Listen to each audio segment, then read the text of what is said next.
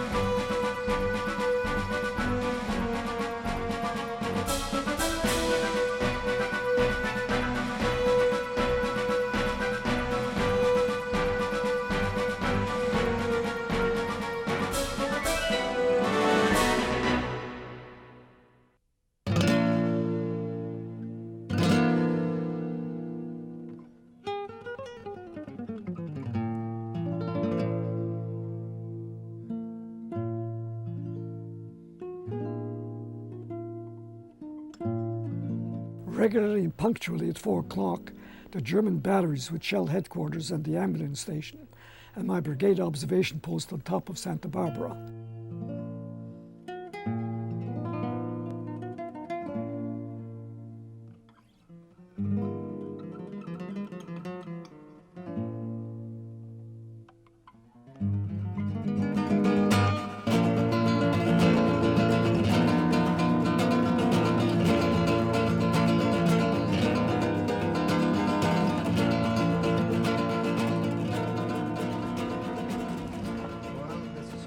Experience coming back here. Yeah, this. Well, from here it's pretty clear where the positions were. Yeah. You know, I guess it took a beating from over that side where the fascists were. Now we were over there, the Stade Mayor just around that corner there that we had, and Santa Barbara is clear. Okay. Now it's somewhere up and back in there that I think you had your people. Yes, Bill, we did. Yeah, if you can find it. Now, this railway that you were talking about would be where, as far as you can Well, tell? it's down around there somewhere. Down at the bottom there? Yes.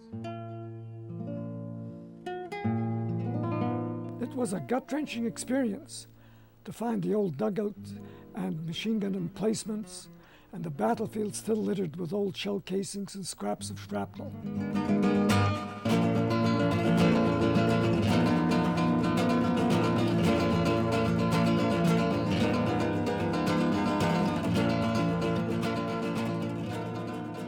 The battle for Teruel was one of the most vicious of the war.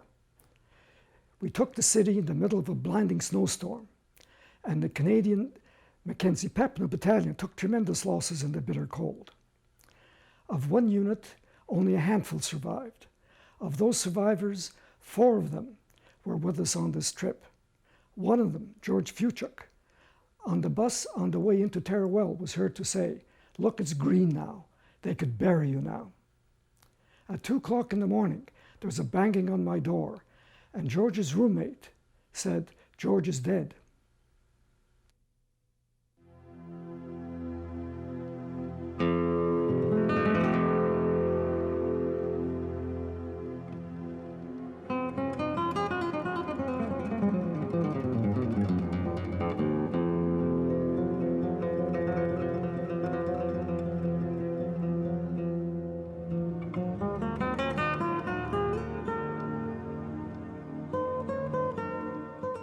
We leave one of our comrades at Teruel, the scene of some of the greatest and bravest battles that the Canadian volunteers fought in.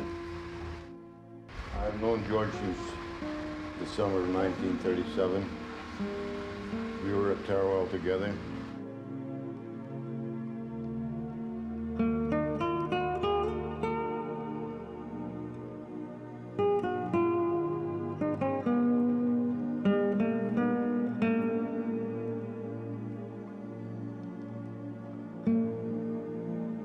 This is the bridge where you came under fascist machine gun fire every time you crossed it on the way to the hill of Santa Barbara.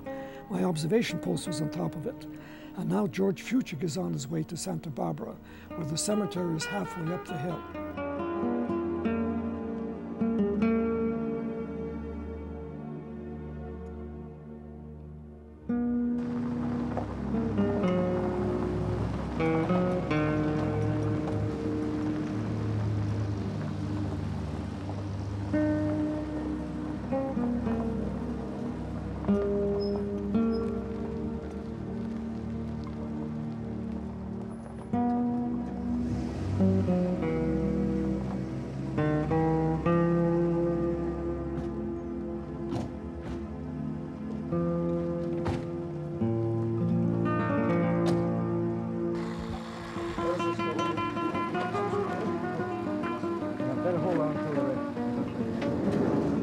While the coffin was being moved from the hearse, I noticed the 2 Spanish officials by the wrought iron gates were engaged in a heated argument.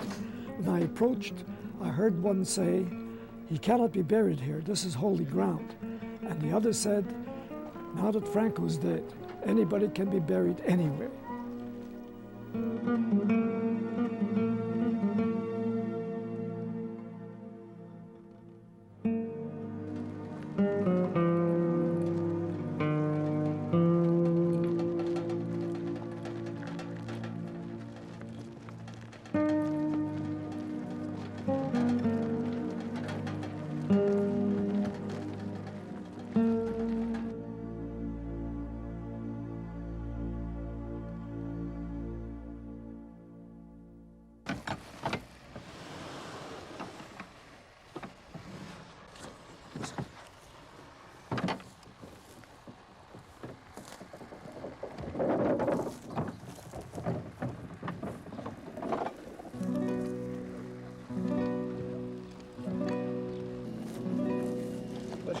Stay here and see how this is done.